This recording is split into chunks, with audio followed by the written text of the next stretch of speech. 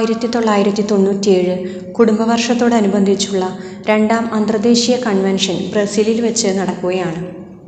അന്നത്തെ പരിശുദ്ധ പിതാവായിരുന്ന വിശുദ്ധ ജോൺ പോൾ രണ്ടാമൻ പാപ്പയുടെ ക്ഷണപ്രകാരം ഡോക്ടർ ജിയന്ന ഇമ്മാനുവേല എന്ന യുവതി ഒരു സാക്ഷ്യം അവിടെ പറയുകയുണ്ടായി.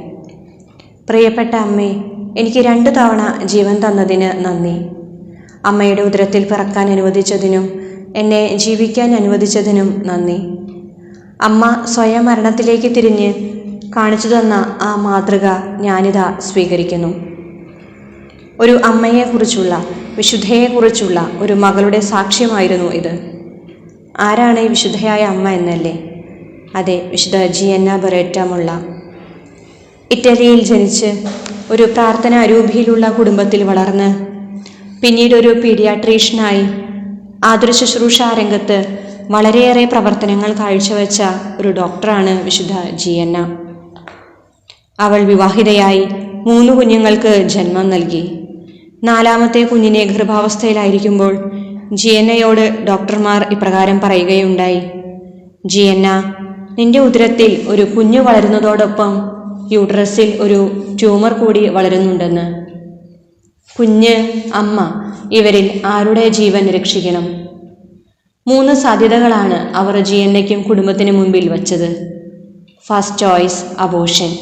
സെക്കൻഡ്, ഗർഭപാത്രം നീക്കം ചെയ്ത് കുഞ്ഞിനെയും ട്യൂമറിനെയും നീക്കം ചെയ്യുക.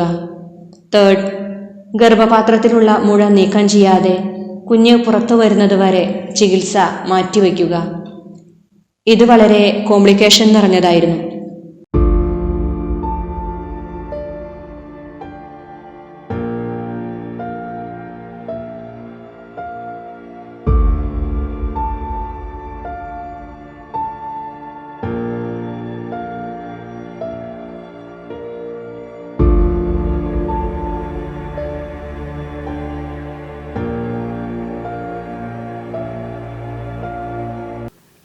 ഒരു ഡോക്ടർ കൂടിയായ ജിയന്ന ഈ 3 ഓപ്ഷൻസിനെ കുറിച്ചും ഗൗരവപൂർവ്വം ചിന്തിക്കുകയുണ്ടായി.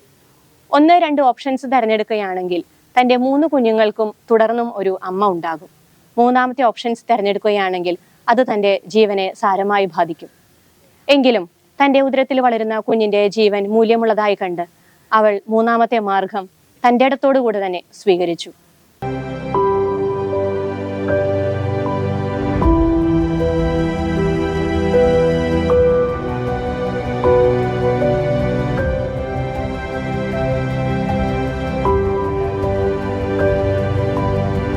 അമ്മയെയാണോ കുഞ്ഞിനെയാണോ വേണ്ടതെന്ന് ഡോക്ടേഴ്സ് ചോദിക്കുമ്പോൾ കുഞ്ഞിനെ രക്ഷിക്കണമെന്ന് പറയാൻ അവൾ വീട്ടുകാരോട് നിർബന്ധം പിടിച്ചു. അങ്ങനെ 1962 ഏപ്രിൽ 21 അവൾ തൻ്റെ 4ാമത്തെ കുഞ്ഞിന്, അതായത് നാം മുൻപ് പറഞ്ഞ ഡോക്ടർ ജിയന്ന ഇമ്മാനുവേലയ്ക്ക് അവൾ ജന്മം കൊടുത്തു. തുടർന്ന് 7ാം പക്കം, അതായത് ഏപ്രിൽ 28-ാം തീയതി 39ാമത്തെ വയസ്സിൽ അവൾ ഈ ലോകത്തു നിന്നും യാത്രയായി.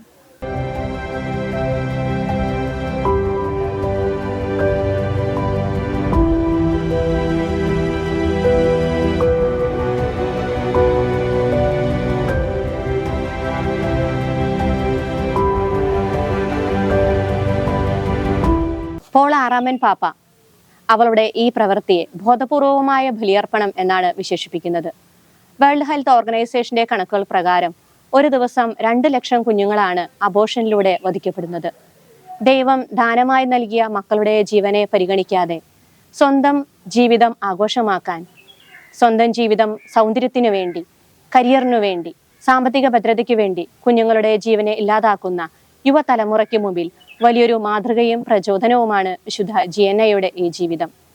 വിശുദ്ധ ജിയന്നയുടെ ഈ ബോധപൂർവകമായ ബലിയർപ്പണം യുവഹൃദയങ്ങളെ സ്പർശിക്കട്ടെ.